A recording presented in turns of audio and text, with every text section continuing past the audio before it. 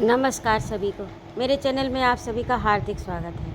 आज मैं उपस्थित हूँ सूर्यकांत त्रिपाठी निराला का लिखित उपन्यास अप्सरा 10वां भाग लेकर। तारा ने उसे ऊपर बुला लिया। हरपाल सिंह बिल्कुल तैयार होकर आज्ञा लेने आया था कि तारा कहे तो वह गाड़ी लेकर आ जाए। हरपाल सिंह को चंदन के पास पलंग पर बैठाकर तारा नीचे चली गई और थोड़ी देर में 400 रुपये के नोट लेकर लौट आई। हरपाल सिंह को रुपए देकर कहा कि वह 100-100 रुपये के 3 धान सोने के गहने और 10-10 रुपये तक 10 धान चांदी के जो भी मिल जाएं बाजार से जल्द ले आएं। हरपाल सिंह चला गया। तारा कमरों में दिए जलाने लगी, फिर पान लगाकर 2-2 बीड़े सबको देकर नीचे माता के पास चली गई। उसकी माता पूड़ियाँ निकाल रही थी। उसे देखकर पुनः प्रश्न कर बैठी, इससे तुम्हारी कैसे पहचान हुई? तभी एक भावज ने कहा, देखो ना, मारे उसक के किसी से बोली ही नहीं। प्रभु से गर्भ कियो सोहारा, गर्भ कियो वे बन को घुंघची मुख कारा कर डारा। हमें तो बड़ी गुस्सा लगी, पर हमने कहा कौन बोले इस बेहूदी से। दूसरी बोल उठी, इसी तरह औरत बिगड़ जाती है। जुआटा है, ब्याह नहीं हुआ और अकेली घूमती है। छोटे बाबू से जान पहचान अच्छी है। पूड़ियाँ बेलती हुई अपनी जिठानी की तरफ देखकर आंखों से बड़ी मार्मिक हंसी हंसकर तीसरी ने कहा। जेठानी ने साथ दिया, हाँ देखो ना, बेचारे उतनी दूर से बिना बोले नहीं रह सके। कैसे बनाया, जैसे और कोई सत्तू में छेद करना जानता ही नहीं। उत्साह से तीसरी ने कहा, इसीलिए तो ब्याह नहीं करते। तारा को इस आलोचना प्रत्यालोचना के बीच बच रहने की काफ़ी जगह मिली। काम हो रहा है देख वह लौट गई। उनके व्यवहार से मन ही मन उसे बड़ी ग्लानि हुई। तारा कनक के पास चली आई। उसके प्रति जो व्यवहारिक अन्याय उसके घर की स्त्रियों ने किया, उसके लिए बार बार क्षमा मांगने लगी। पहले उसे लज्जा होती थी, पर अब उसे काफ़ी बल मिल रहा था। दीदी, आप मुझे मिलें तो सब कुछ छोड़ सकती हूँ, कनक ने स्नेह सिक्त स्वर से कहा। तारा के हृदय में कनक के लिए पहले ही से बड़ी जगह थी। इस शब्द से वहाँ उसकी इतनी कीमत हो गई कि जितनी आज तक किसी को भी न हुई थी। चंदन पड़ा हुआ सुन रहा था, उसे रहा न गया। कहा, बस जैसी तजवीज़ आपने निकाली है, कुल रोगों की एक ही दवा है, मजबूती से इन्हें पकड़े रहिए। गुरु समर्थ है तो चेला कभी तो सिद्ध हो ही जाएगा। हरपाल सिंह ने आवाज़ लगाई। तारा उठ गई। दिखाकर हरपाल सिंह ने दरवाजे पर ही कुछ सामान दे दिया। पूछकर अपनी गाड़ी लेने चला गया। रात 1 घंटे से ज़्यादा पार हो चुकी थी। ये सब सामान तारा ने अपनी भावजों तथा अपने नियुक्त किए हुए लोगों को कुछ पर्जों को देने के लिए मंगवाया था। मकान में जाकर अपनी माँ से तैयारी करने के लिए कहा। पूड़ियाँ बांध दी गईं। असबाब पहले से ही बांध कर तैयार कर रखा था। घर में स्त्रियाँ एकत्र होने लगी। पड़ोस की भी कुछ स्त्रियाँ आकर जमने लगीं। तारा उठकर बार बार देवता को स्मरण कर रही थी। ऊपर जा कनक को ओढ़ने के लिए अपनी चादर दी। भूल गई थी, छत से उसकी पेशवाज ले आई थी और बांधकर एक बॉक्स में, जिसमें पुराने कपड़े आदि मामूली सामान थे, डाल दी। हरपाल सिंह गाड़ी ले आया। कोई पूछता तो कह देता गांव के स्टेशन गाड़ी ले जानी है। तारा ने भावजों को भेंट दी, माता और गांव की स्त्रियों से मिली, नौकरों को इनाम दिया, फिर कनक को ऊपर से लिवा लाई। थोड़े ही शब्दों में उसका परिचय देकर गाड़ी पर बैठाल सामान रखवा स्वयं भी भगवान विश्वनाथ का स्मरण कर बैठ गई। गाड़ी चल दी। राजकुमार और चंदन पैदल चलने लगे। दूसरा स्टेशन वहाँ से 6 कोस पड़ता था। रात 1:30-2 बजे के करीब गाड़ी पहुँची। तारा ने रास्ते से ही कनक को घूंघट से अच्छी तरह छिपा रखा था।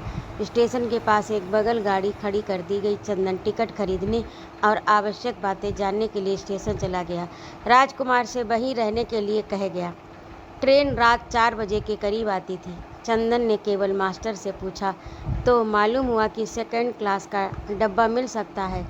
चंदन भाभी के पास लौटकर समझाने लगा कि 1st क्लास के लिए टिकट खरीदने की अपेक्षा उसके विचार से एक 2nd क्लास छोटा डब्बा रिजर्व करा लेने से सुविधा ज़्यादा होगी, दूसरे खर्च में भी कमी रहेगी। तारा सहमत हो गई। चंदन ने 100 रुपये तारा से और ले लिए रास्ते भर कनक के स्वास्थ्य में कोई बातचीत नहीं हुई। रास्ते भर कनक के संबंध में कोई बातचीत नहीं हुई। चंदन ने सबको समझा दिया कि कोई इस विषय पर किसी प्रकार का जिक्र न छेड़े। हरपाल सिंह के आदमी स्टेशन से दूर उसके लौटने की प्रतीक्षा कर रहे थे। चंदन सोच रहा था स्त्रियों को वेटिंग रूम में ले जाया जाए या गाड़ी आने तक यहीं ठहरे। हरपाल सिंह फुर्सत पा टहलता हुआ स्टेशन की तरफ चला गया।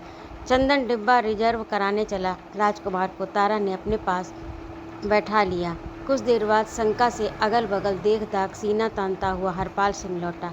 तारा से कहा, यहाँ तो बड़ा खतरा है बहन, संभल कर जाना। लोग लगे हैं, सबकी बातचीत सुनते हैं और बड़ी जांच हो रही है। राज्य के कई सिपाही भी हैं। सुनकर राजकुमार की आंखों से ज्वाला निकलने लगी, पर संभल कर रह गया। तारा घबराकर राजकुमार की तरफ देखने लगी। कनक भी तेज निगाह से राजकुमार को देख रही थी। स्टेशन की बत्तियों के प्रकाश से घूंघट के भीतर उसकी चमकती हुई आंखें झलक रही थीं। कुछ मुखाकृति जाहिर हो रही थी। तारा ने एक सांस लेकर हरपाल सिंह से कहा, भैया छोटे बाबू को बुला तो लाओ। स्टेशन बड़ा है, बगल में डब्बे लगे हैं, कई कर्मचारी थे। चंदन का काम हो गया था। वह हरपाल सिंह को रास्ते में ही मिल गया। उसके पास आने पर तारा संकित दबे हुए स्वर से स्टेशन के वायुमंडल का हाल अवश्यंभावी विपत्ति से घबराई हुई कहने लगी। चंदन थोड़ी देर सोचता रहा, फिर उसने हरपाल सिंह से कहा, भैया तुम चले जाओ, भेद अगर खुल गया जो तुम साथ रहे तो तुम्हारे लिए बहुत बुरा होगा। हरपाल सिंह की भौहें तन गई, निगाह बदल गई। बोला, भैया जान का ख्याल करते तो आपका साथ न देते। आपकी इच्छा होए तो ही लाठी। चंदन ने उतावली से रोक दिया। इधर उधर देखकर धीरे से कहा, ये सब हमें मालूम है भैया, तुम्हारे कहने से पहले ही, पर अब ज़्यादा बहस इस पर ठीक नहीं। तुम चले जाओ, हम आराम कमरे में जाते हैं, गाड़ी आती ही होगी। हमारे साथ तुम स्टेशन पर रहोगे तो लोग देखकर शक कर सकते हैं। हाँ ये तो ठीक है। बात हरपाल सिंह को जच गई। उसे विदा करने के लिए तारा उठकर खड़ी हो गई। सामान पहले ही गाड़ी से उतार कर नीचे रख लिया गया था। हरपाल सिंह ने बैल नह दिए और तारा के चरण छुए। तारा खड़ी रही। कनक के दिल में भी हरपाल सिंह के प्रति इज्जत पैदा हो गई। तारा के साथ ही वह उठकर खड़ी हो गई। उसका खड़ा होना हरपाल सिंह को बहुत अच्छा लगा। इस सभ्यता से उसके वीर हृदय को एक प्रकार की शांति मिली। तारा उसके पुरस्कार की बात सोचकर भी कुछ ठीक न कर सकी। एकाएक सरस्वती के दिए शब्दों की तरह उसे एक पुरस्कार सूझा। भैया जरा रुक जाओ, जिसके लिए ये हो रहा है उसे अच्छी तरह देख लो। यह कहे उसने कनक का घूंघट उलट दिया। वीर हरपाल सिंह की दृष्टि में जरा देर के लिए विस्मय देख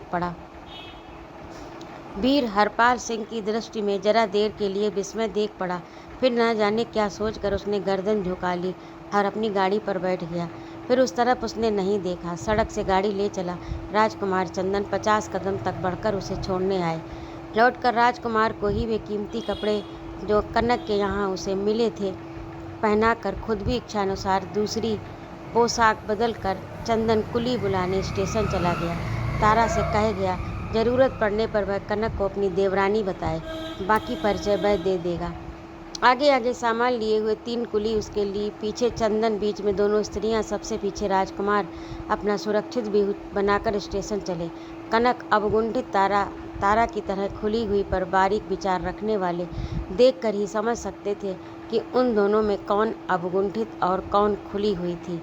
कनक अब सब अंगों से ढकी हुई होने पर भी कहीं से भी झुकी हुई न थी, बिल्कुल सीधी, जैसे अपनी रेखा और पदक्षेप से अपना खुला हुआ जीवन सूचित कर रही हो। उधर तारा की तमाम झुकी मानसिक वृत्तियाँ उसके अवगुंठित रहने पर भी आत्मा विरोध का हाल बयान कर रही थी। नौकर ने जनाने वेटिंग रूम का द्वार खोल दिया।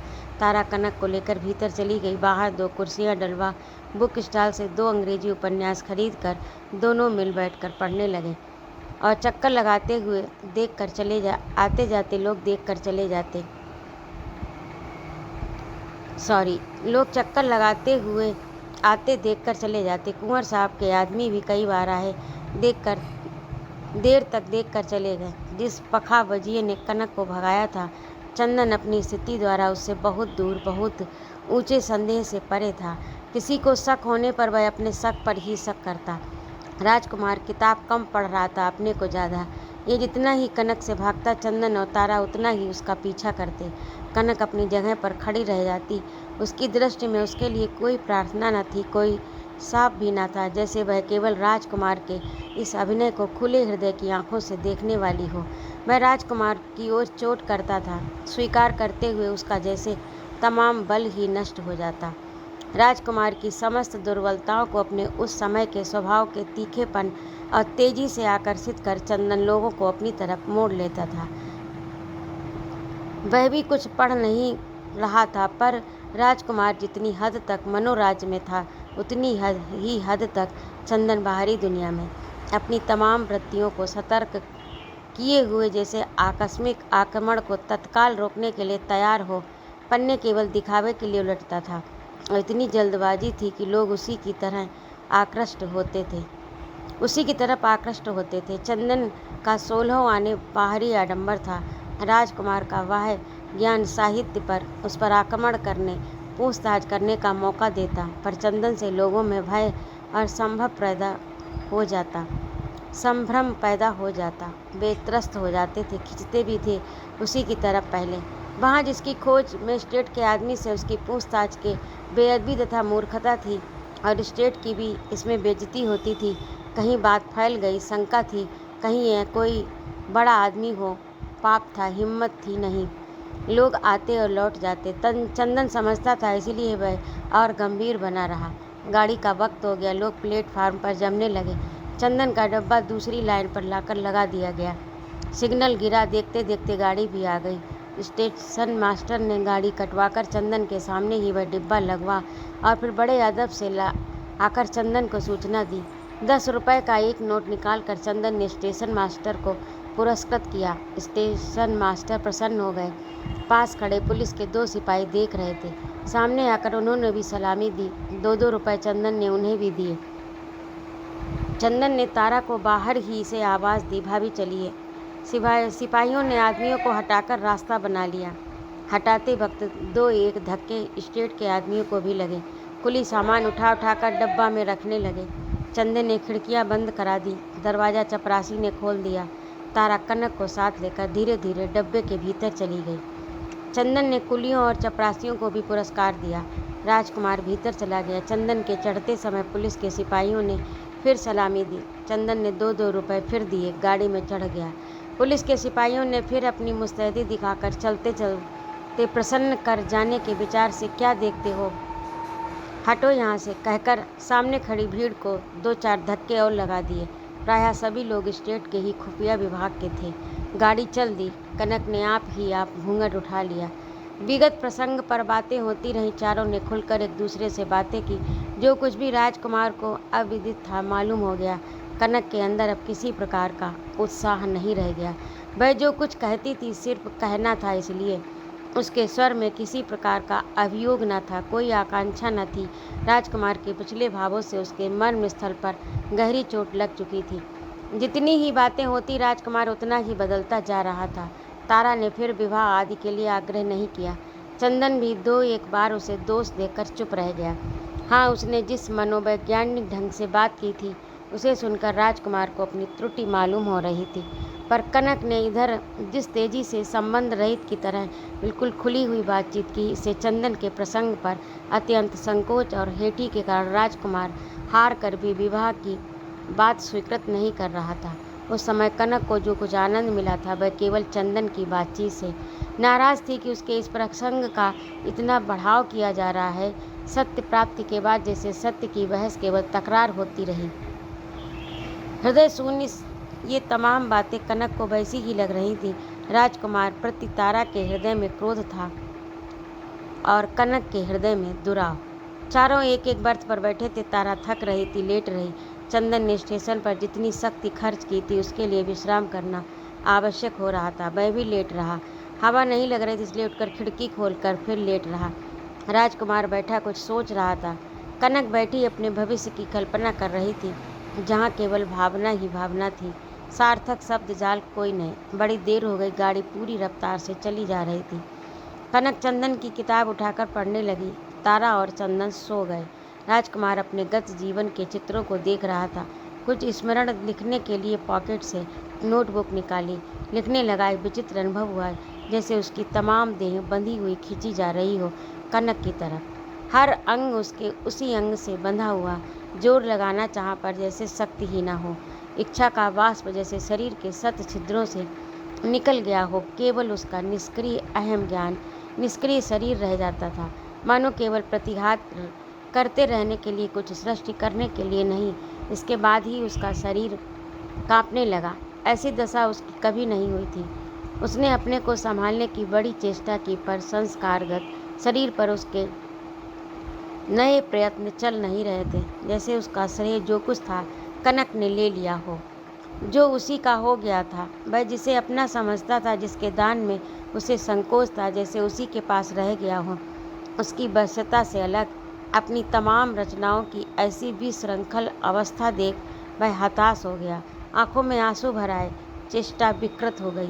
तारा और चंदन सो रहे थे। कनक राजकुमार को देख रही थी। अब तक वह मन से उससे पूर्णतया अलग थी। राजकुमार के साथ जिन जिन भावनाओं के साथ वह लिपटी थी, उन सबको बैठी हुई अपनी तरफ खींच रही थी। कभी कभी राजकुमार की मुख चेष्टा से हृदय की करुणाश्रित सहानुभूति उसके स्त्रीत्व की पुष्टि करती हुई राजकुमार की तरफ उमड़ पड़ती थी। तब राजकुमार की क्षुब्ध चित्त वृत्तियों पर एक प्रकार का सुख झलक जाया करता, कुछ सांत्वना मिलती। नवीन बल प्राप्त कर वह अपने समर के लिए फिर तैयार होता। रह रह कर खुद चलाकर अपनी निर्दोषिता जाहिर कर एक बार फिर अंतिम बार प्रार्थना करने का निश्चय कर रही थी। लज्जा और मर्यादा का बांध तोड़कर उसके स्त्रीत्व का प्रवाह एक बार फिर उसके पास पहुंचने के लिए व्याकुल हो उठा। पर दूसरे ही क्षण राजकुमार के रुक्ष बर्ताव याद आते ही वह संकुचित हो बैठी रही। जब कनक के भीतर सहृदय कल्पनाएं उठती थीं, तब राजकुमार देखता था कनक उसके भीतर उसकी भावनाओं में रंग कर अत्यंत सुंदर हो गई। हृदय में उसका उदय होते ही एक ज्योति प्रवाह फूट पड़ता था। स्नेह, सहानुभूति और अनेक कल्पनाओं के साथ उसकी कविता सुंदर तरंगों से उसे बहलाकर बह जाती थी। गाड़ी आसनसोल स्टेशन पर खड़ी थी। राजकुमार बिल्कुल सामने की सीट पर था। डब्बे के झरोके खुले हुए थे। गाड़ी को स्टेशन पहुंचे 10 मिनट के करीब हो चुका। कनक का मुंह प्लेटफार्म की तरफ था। बाहर के लोग उसे अच्छी तरह देख रहे थे। प्लेटफार्म की तरफ राजकुमार की पीठ थी। राजकुमार चौंक पड़ा जब एकाएक गाड़ी का दरवाज़ा खुल गया। कनक सिकुड़ कर संकित दृष्टि से एक आदमी को देख रही थी। घूंघट काटना अनभ्यास के कारण उसके शक्ति स्वभाव के प्रतिकूल हो गया। दरवाजे के शब्द से राजकुमार की चेतना ने आंखें खोल दी। झटपट उठा, एक अपरिचित आदमी को देख पड़ा। कनक ने तारा और चंदन को जगा दिया। दोनों ने उठकर देखा, एक साहब और राजकुमार दोनों एक दूसरे को तीव्र स्पर्धा की दृष्टि से देख रहे थे। तुम शायद मुझे भूले नहीं है मिल्टन, राजकुमार ने अंग्रेजी में उपट कर कहा। साहब देखते रहे। साहब के साथ एक पुलिस का सिपाही, स्टेशन मास्टर, स्टेशन के कर्मचारी और कुछ परिदर्शक एकत्र थे। साहब को बुरी तरह डांटे जाते देखकर स्टेशन मास्टर ने मदद की। इस डब्बे में भगाई हुई औरत है। वह कौन है? है नहीं है कहिए, उत्तर तब मिलेगा। है नहीं है कहिए, तब उत्तर मिलेगा। पर आप कौन हैं जिन्हें उत्तर देना है? राजकुमार ने तेज स्वर से पूछा। मेरी टोपी बतला रही है, स्टेशन मास्टर ने आंखें निकाल कर कहा। मैं आपको आदमी तब समझूंगा जब जरूरत के वक्त आप कहें कि एक रिजर्व सेकंड क्लास के यात्री को आपसे कौन है कहा था। स्टेशन मास्टर का चेहरा उतर गया। तब कांस्टेबल ने हिम्मत की। आपके साथ में कौन बैठी हुई? मेरी स्त्री, भावज और भाई। स्टेशन मास्टर ने साहब को भी अंग्रेजी में समझा दिया। साहब ने दो बार आंखें झुकाए सिर हिलाया, फिर अपने कंपार्टमेंट की ओर चल दिए और लोग भी पीछे पीछे चले। दरवाज़ा बंद करते हुए राजकुमार ने सुनाकर कहा, कावर्ड्स, गाड़ी चल दी। राजकुमार के होठों पर शब्द बिंदु पीकर कनक सीपी की तरह आनंद के सागर तैरने लगी। भविष्य की मुक्ता की ज्योति उसकी वर्तमान दृष्टि में चमक उठी। अभी तक उसे राजकुमार से लज्जा नहीं थी, पर अब दीदी के सामने आप लाज के भार से पलकें झुकी पड़ती थी। राजकुमार के हृदय का भार भी उसी क्षण दूर हो गया। एक प्रकार की गरिमा से चेहरा बसंत के खिले हुए फूल पर पड़ती हुई सूर्य रश्मि से जैसे चमक उठा। तारा के तारक नेत्र पूरे उत्साह से उसका स्वागत कर रहे थे और चंदन तो अपनी मुक्त प्रसन्नता से जैसे सबको छाप रहा हो। चंदन राजकुमार को भाभी और कनक के पास पकड़ ले गया।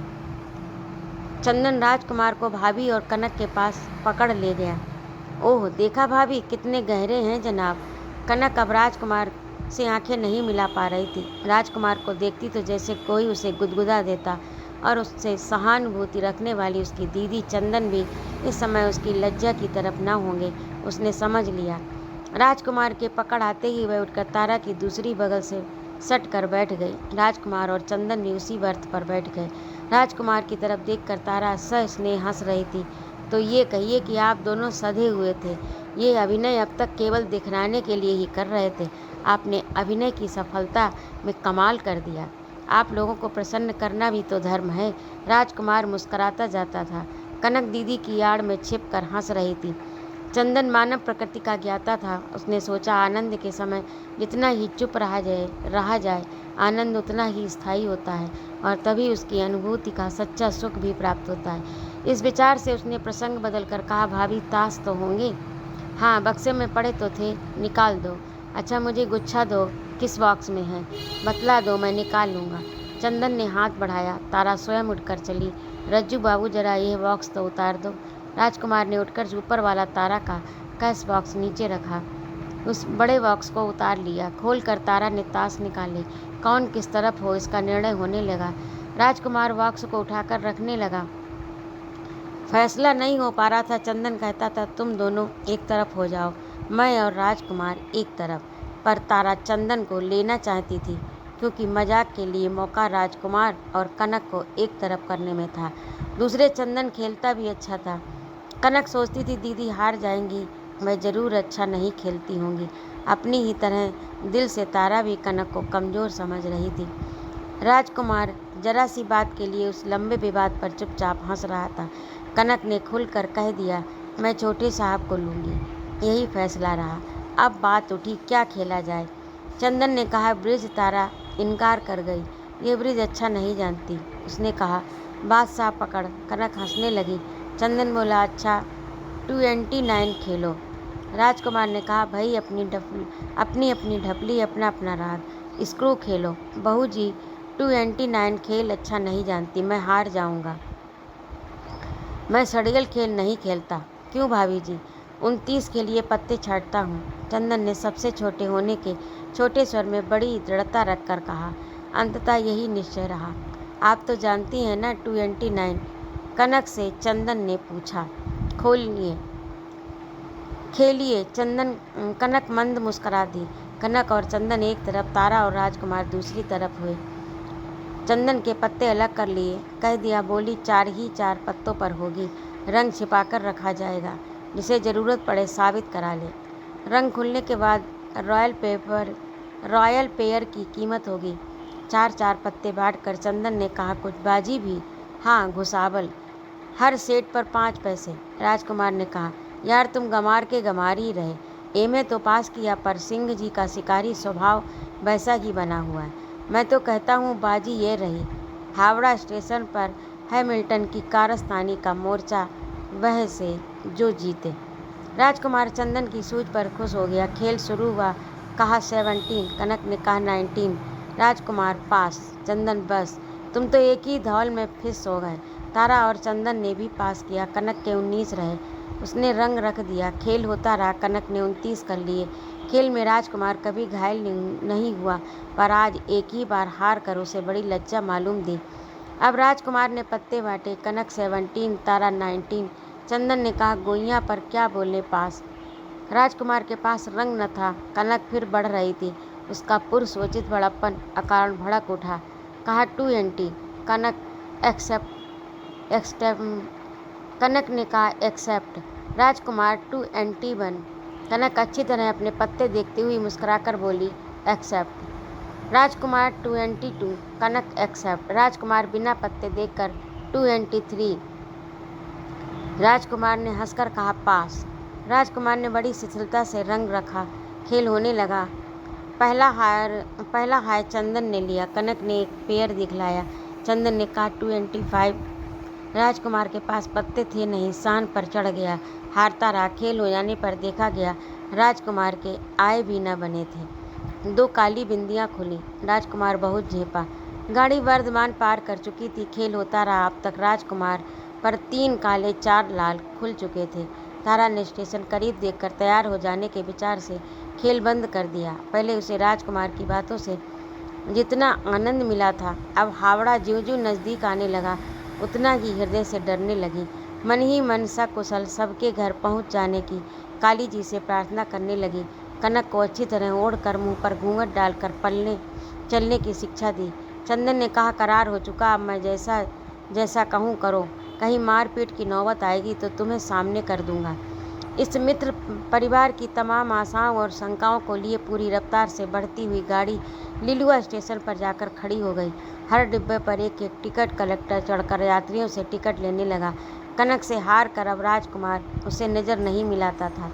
कनक स्पर्धा की दृष्टि से अली युवती की तरह जो अपने फूल के चारों ओर मंडराया करती है, सीधे तिरछे एक बगल जिस तरह भी आंखों को जगह मिलती दीदी और चंदन से बचकर पूरी बेहयाई से उससे चुभ जाती, उसे गिरफ्तार कर खींचती, झुका हुआ देख सहिष्णु छोड़ देती।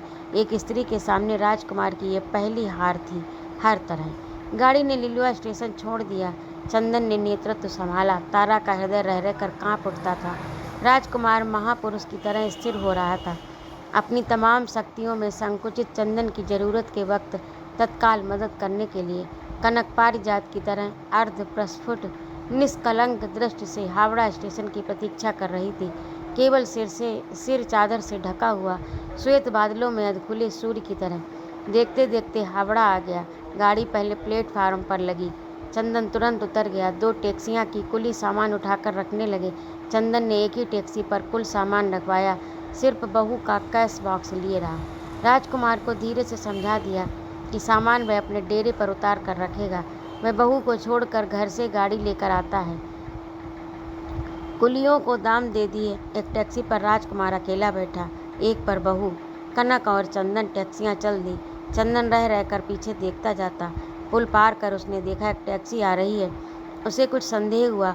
उस पर जो आदमी था वह यात्री नहीं जान पड़ता। चंदन ने सोचा ये जरूर खुफिया का कोई है और हैमिल्टन ने इसे पीछे लगाया है। अपने ड्राइवर से कहा, इस गाड़ी को दूसरी गाड़ी की बगल करो। ड्राइवर ने वैसे ही किया। चंदन ने सर बाहर निकालकर राजकुमार से कहा, टी पीछे लगा है, टैक्सी एक है, देखें किसके पीछे चलती है। चंदन और कलकत्ते के विद्यार्थी गुप्त विभाग वालों को टी कहते थे। राजकुमार ने एक बार फिर लापरवाह निगाह से पीछे देखा। सेंट्रल एवेन्यू के पास दोनों गाड़ियां 2 तरफ हो गईं। राजकुमार की टैक्सी दक्षिण चली और चंदन की उत्तर। कुछ दूर चलकर चंदन ने देखा टैक्सी बिना रुके राजकुमार की टैक्सी के पीछे चली गई। चंदन को चिंता हुई। सोचने लगा। बहू ने कहा, छोटे साहब वह गाड़ी शायद उधर ही गई। हाँ, चंदन का स्वर गंभीर हो रहा था। तुम्हारा मकान तो आ गया, इस तरफ है ना? तारा ने कनक से पूछा। हाँ, चलो दीदी, आज हमारे यहाँ ही रहो, ड्राइवर से कनक ने कहा। बाईं तरफ। टैक्सी कनक के मकान के सामने खड़ी हो गई। कोठी देखकर चंदन के हृदय में कनक के प्रति संभ्रम पैदा हुआ। कनक उतर पड़ी। सब लोग बड़े प्रसन्न हुए। दौड़कर सर्वेश्वरी को खबर दी। कनक ने अपने नौकर से टैक्सी का किराया चुका देने के लिए कहा। चंदन ने कहा, अब घर चलकर किराया चुका दिया जाएगा। कनक ने ना सुना। तारा का हाथ पकड़कर कहा, दीदी चलो। तारा ने कहा, अभी नहीं बहन, इसका अर्थ तुम्हें फिर मालूम हो जाएगा। फिर कभी रज्जू बाबू को साथ लेकर आ जाएगा। तुम्हारा विवाह तो हमें यही करना है। कनक कुछ खिन्न हो गई।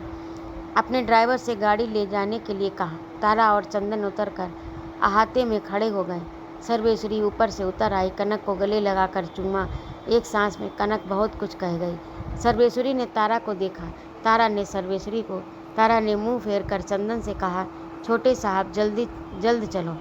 तारा को बड़ी घुटन मालूम दे रही थी। सर्वेश्वरी अत्यंत सुंदर होने पर भी तारा को बड़ी कुत्सित देख पड़ी। उसके मुख की रेखाओं के स्मरण मात्र से तारा को भय होता था।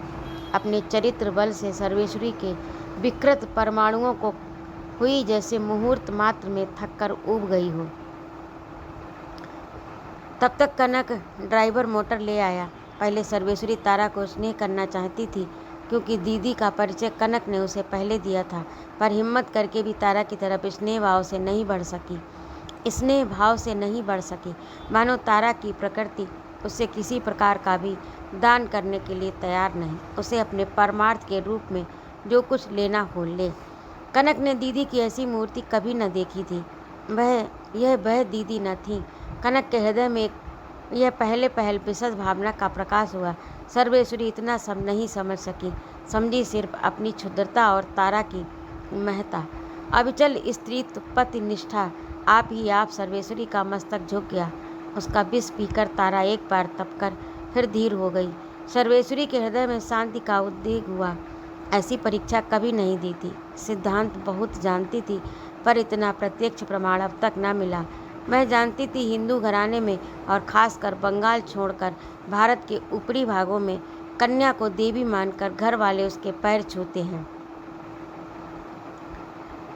कनक की दीदी को उसने देवी और कन्या के रूप में मानकर पास आ पैर छुए। तारा शांत खड़ी रही। चंदन स्थिर झुका हुआ। ड्राइवर गाड़ी लगाए हुए था। तारा बिना कुछ कहे गाड़ी की तरफ बढ़ी। मन से भगवान विश्वनाथ और काली जी को स्मरण करती हुई पीछे पीछे चंदन चला। सर्वेश्वरी ने बढ़कर दरवाज़ा खोल दिया। तारा बैठ गई। नौकर ने कैश बॉक्स रख दिया। चंदन भी बैठ गया।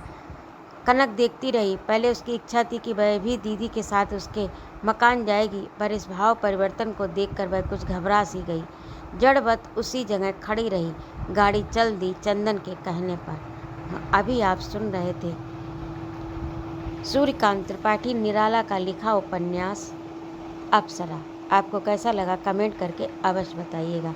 यदि आपको मेरा कहानी सुनाना अच्छा लगता हो तो कृपया मेरे चैनल को सब्सक्राइब अवश्य करें, लाइक और कमेंट करें तथा अपने मित्रों में शेयर भी करें। सुनने के लिए बहुत बहुत धन्यवाद। जय माँ भारती।